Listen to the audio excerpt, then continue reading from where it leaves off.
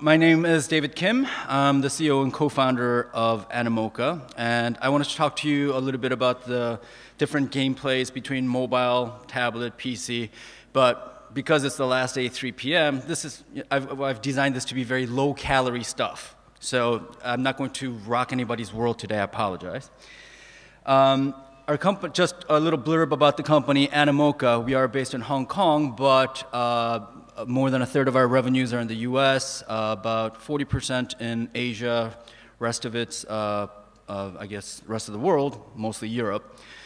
But before Animoca, which has been around for 3 years and change, my business partner and I have been around since the 90s doing PC games, console games, handhelds, you name the device, we've built games on it.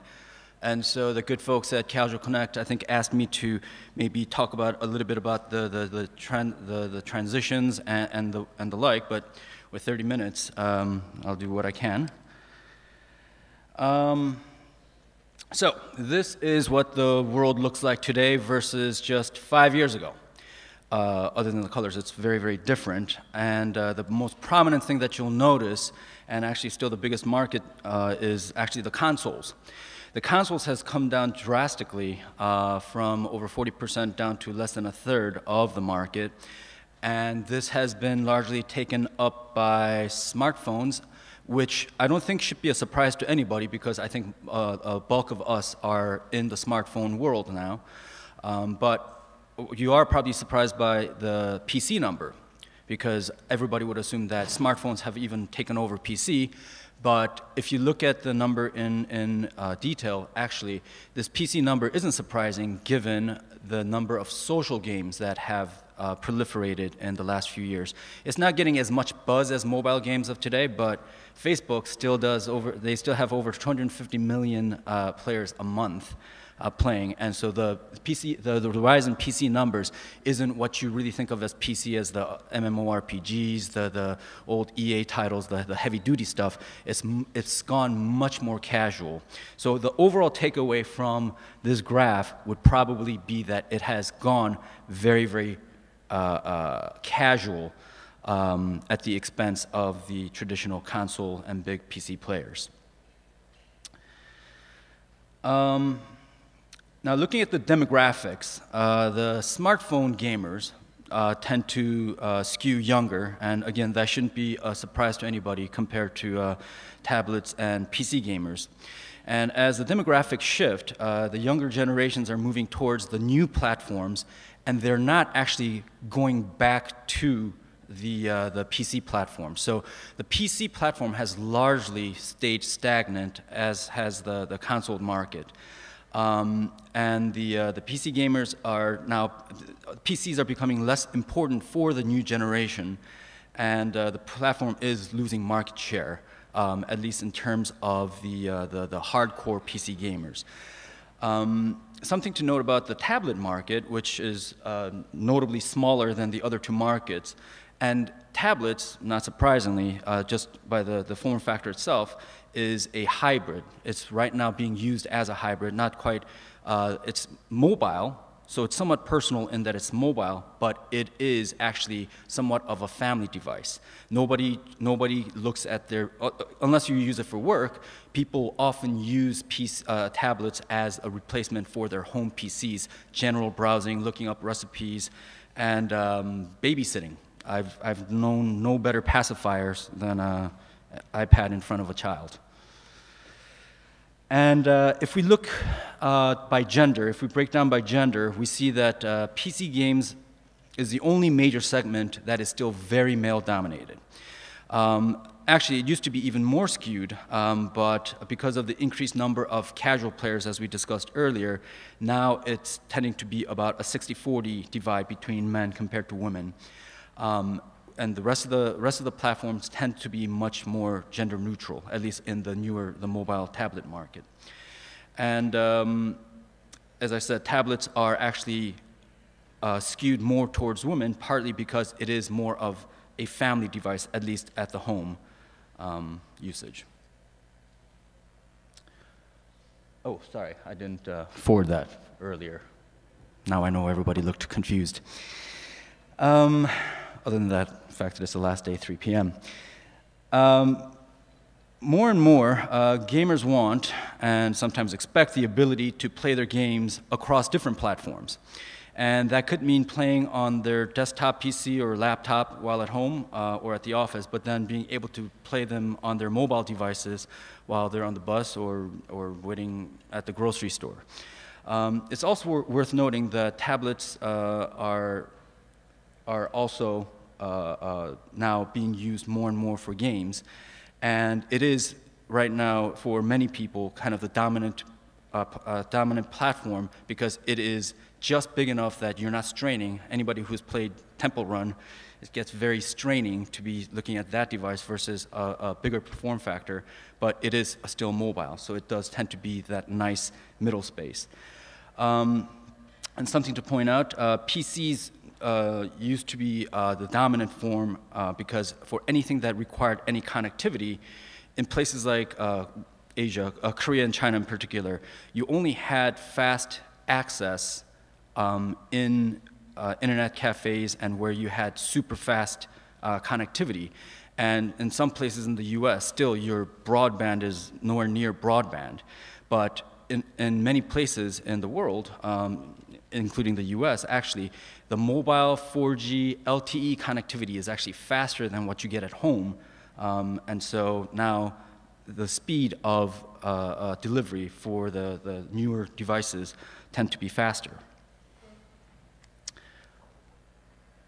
And of course, in order to understand what gamers expect from various devices and how to build best games that suit the devices, you have to look at the main differences like the form factor, which is actually a very important decision factor in deciding how to build your games.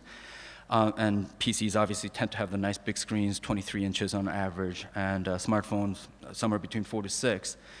And tablets falling somewhere in between. And as a developer, this is a very major, this is one of the first things that we consider as we're designing games. And another major difference, obviously, is the controls.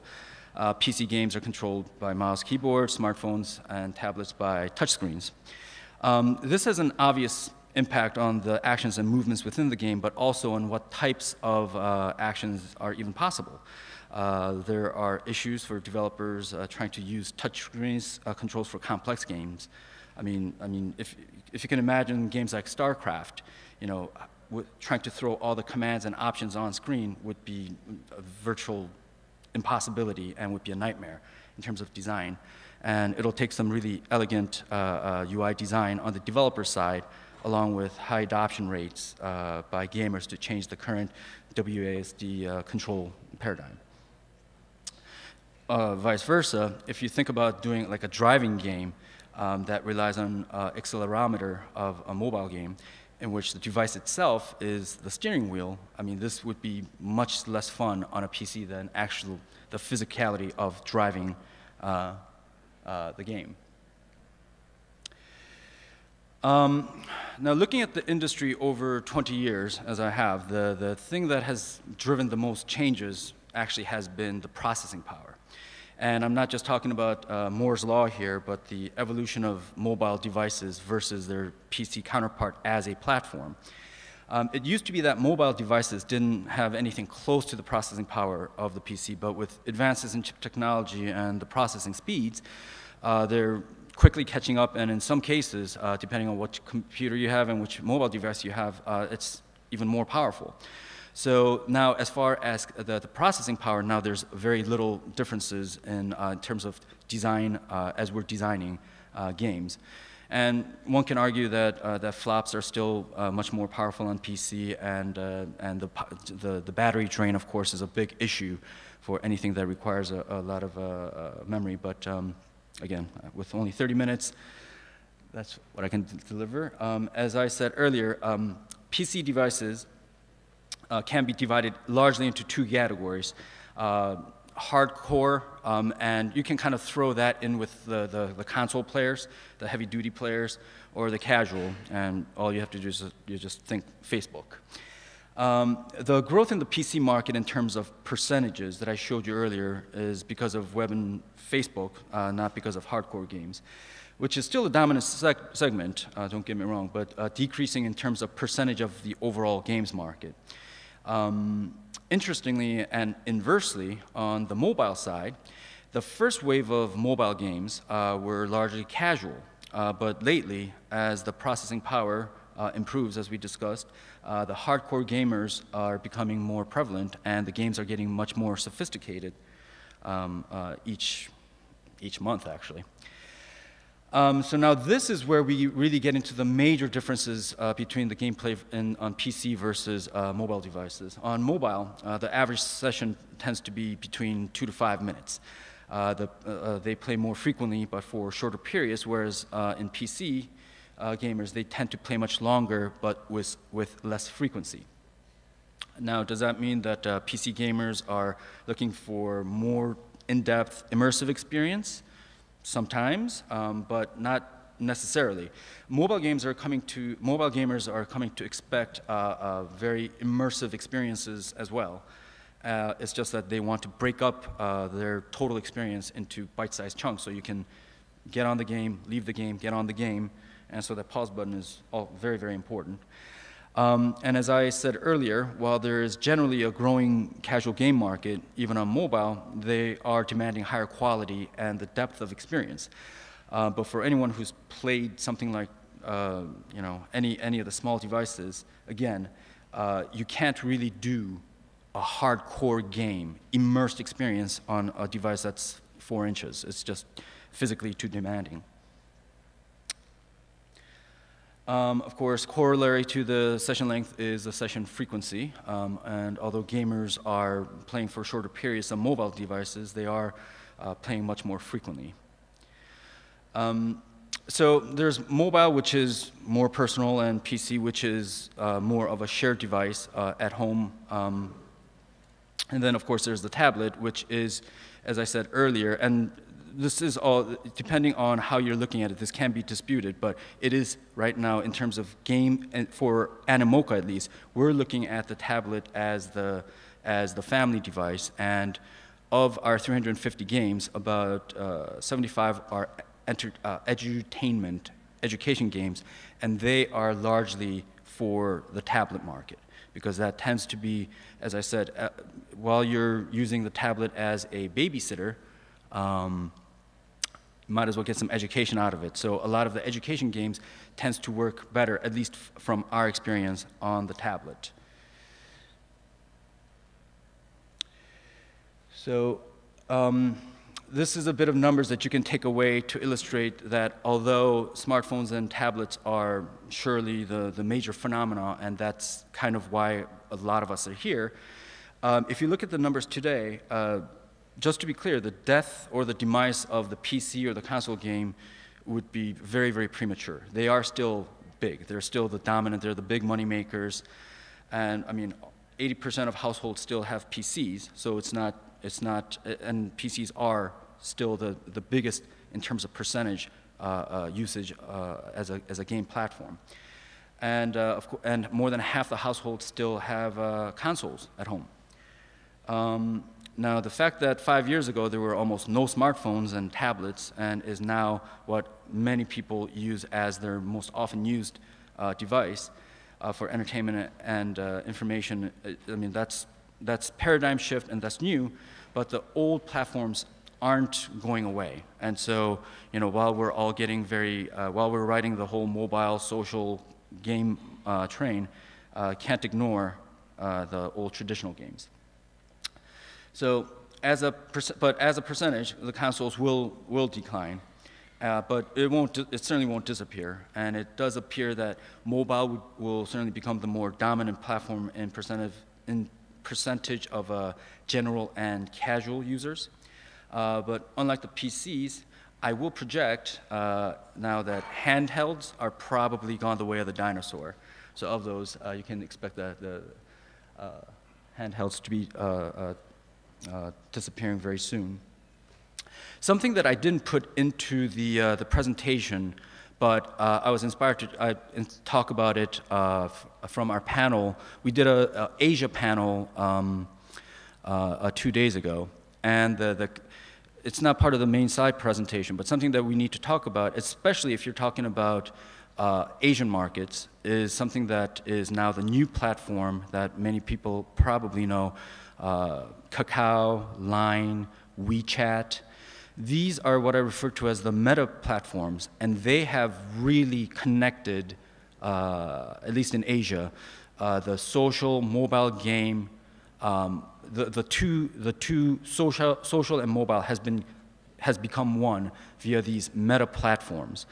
By having these games played and having leaderboards and having it be competitive with your friends or colleagues, and being able to gift items and the like on what is already a very socially the dominant social networking device on the smartphone, that has very much changed how the games actually are moving, at least in Asia. And the trend seems to be that a lot of the things that are popular in Asia does eventually come out to the US and Europe.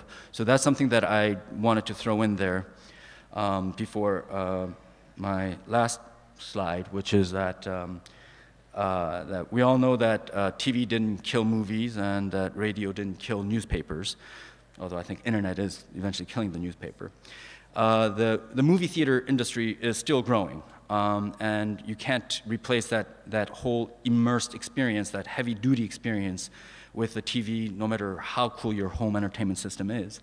And so that's how we're looking at games as right now Animoca is focused on mobile and social games, but having had the longer history of looking at various platforms, there will be different games for different people. PCs, consoles, tablets, smartphones are definitely, they're all here to stay. And sometimes you feel like a snack, and sometimes you even feel like a McDonald's hamburger. And then sometimes you want that big giant holiday feast. It just depends on the flavor that you want in that day. And that's at least how we approach game design, and try to keep it as broad as we can for as broad of an audience as we can. Thank you.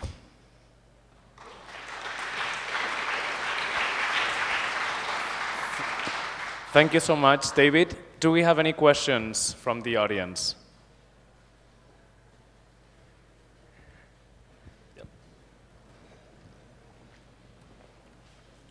I take it you have no opinion on the wearables. On the, I'm sorry? Wearables. Glasses. We haven't designed for that yet, so I'm afraid that I'm completely ignorant in that market as far as game design is concerned. But super cool, though.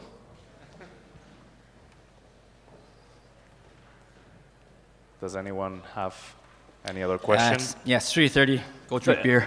Perfect. Thank you, David. All right, thank you.